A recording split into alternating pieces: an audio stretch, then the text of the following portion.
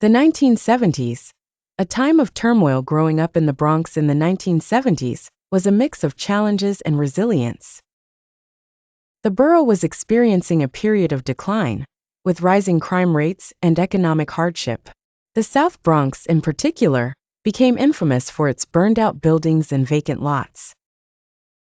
Despite these difficulties, the community was tight-knit, with neighbors supporting each other through tough times.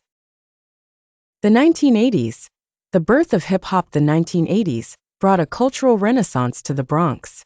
Hip-hop emerged from the streets, with DJs, MCs, and breakdancers creating a new form of music and expression. This era saw the birth of legendary figures who would shape the future of music and culture.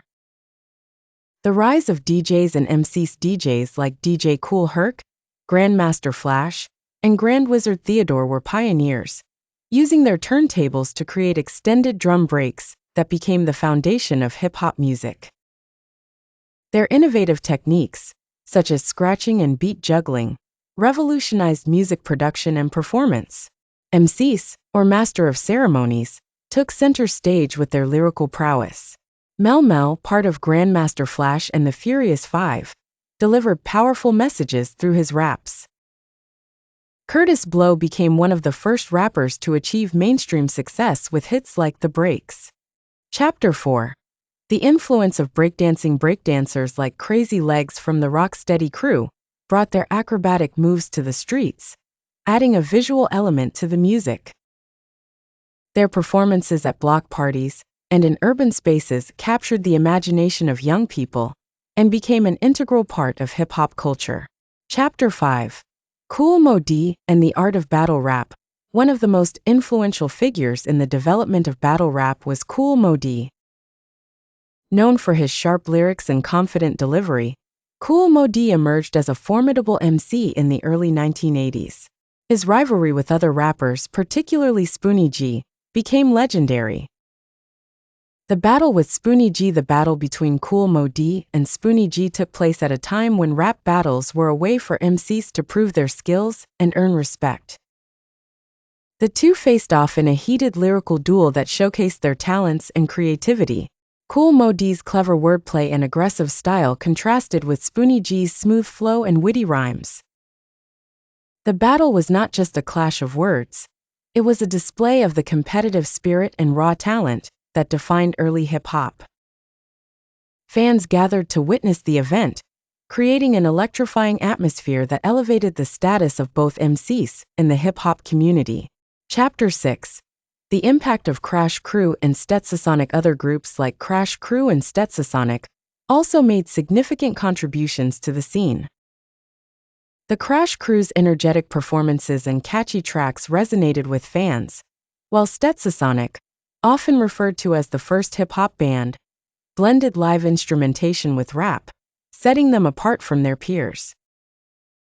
Stetsasonic's innovative approach influenced the direction of hip-hop music, incorporating elements of jazz, funk, and rock. Block parties played an indispensable role in the emergence and growth of hip-hop culture in the Bronx during the 1970s and 1980s. These informal community gatherings, often held in parks, street corners, or closed-off city blocks, became the nurturing ground for many of the cultural elements that define hip-hop today. At the heart of these block parties were DJs who set up extensive sound systems and turntables to create dynamic, open-air venues where music and dance could flourish. It was here that aspirational artists found a platform to experiment, perform, and share their work with the public. DJ Kool Herc, often credited as the father of hip-hop, pioneered the use of breakbeats at such gatherings. His innovative technique of emphasizing instrumental sections of songs, known as breaks, fueled the high-energy dance forms that became synonymous with hip-hop. These spontaneous dance expressions, known as breakdancing, further solidified block parties as cultural hubs where creativity reigned. Furthermore, these gatherings fostered a profound sense of community and belonging among New York's youth. In neighborhoods grappling with economic decline and social issues, block parties provided an escape and a chance for self-expression and unity. Aspiring MCs or rappers would take the microphone to rhyme over beats, honing their craft in real time through interactions with engaged, enthusiastic crowds.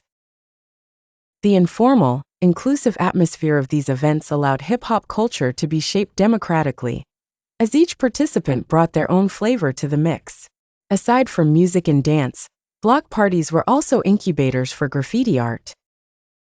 Attendees often included graffiti writers who shared ideas and techniques, while simultaneously making connections and finding inspiration from each other's works.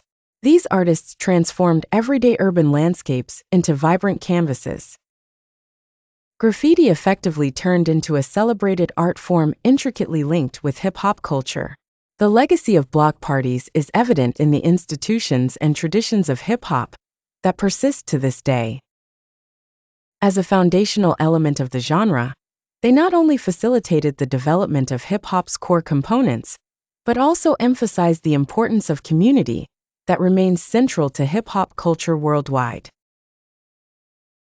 The narrative of Manhattan's influence on hip-hop is a compelling story of cultural convergence and artistic evolution. While hip-hop's genesis in the Bronx is well established, Manhattan became a significant catalyst in transforming this underground movement into a global phenomenon. The proximity to the Bronx allowed the borough of Manhattan to become an epicenter for hip-hop's growth. Harlem, in particular, contributed immensely to this cultural shift. Known as a bastion of Black culture, its streets were filled with the sound of innovation and creativity. Artists like Dougie, Fresh and Cool Mo D found a nurturing environment there, planting the seeds for hip-hop's expansion. One cannot overlook Willie's Burgers on 145th Street, which transcended its status as a mere eatery to become a cultural hub for artists, DJs, and fans. It was a space of community and collaboration, fostering creativity and camaraderie within the heart of Harlem. As we ventured further south into neighborhoods like the Lower East Side and Soho, the creative pulse continued to beat. These areas became incubators for the hip-hop scene, with acts like the Beastie Boys transitioning from punk to hip-hop, while Rick Rubin, who co-founded Def Jam, began sowing the seeds of innovation and success in these creative neighborhoods. Manhattan's vibrant nightlife and the presence of media outlets were crucial in propelling hip-hop into mainstream consciousness. Clubs such as Studio 54, the Mud Club, and Danceteria became iconic venues where hip-hop was not just heard but experienced. Manhattan wasn't just about music, it was also the backdrop for media and film that documented and showcased hip-hop culture to the world. Films like Wild Style and Beat Street captured the essence of this burgeoning genre, bringing the raw energy and creativity of Manhattan to a global audience. The journey did not halt there. It continued to evolve as Manhattan's legacy in hip-hop is actively visible today. Contemporary artists like A$AP Rocky and Cameron continue to uphold the rich traditions while contributing to the genre's evolution. Manhattan, with its multifaceted community and deep-rooted musical lineage, remains an enduring influence on hip-hop culture, firmly entrenched in its ever-expanding narrative.